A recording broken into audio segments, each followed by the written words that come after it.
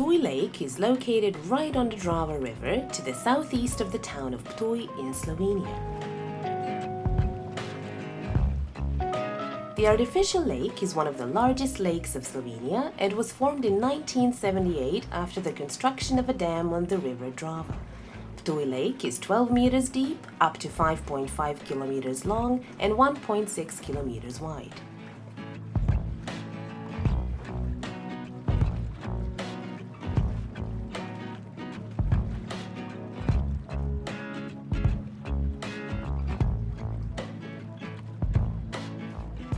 The largest Slovenian lake is also one of the most attractive ones, as over 230 bird species can be found nesting in the protected area around the water.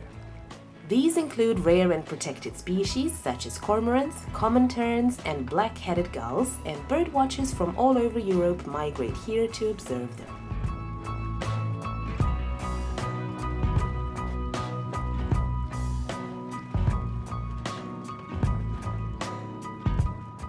The lake offers water skiing, surfing, sailing, kayaking, canoeing, kitesurfing, pedal boats, jet skis, and motorboats.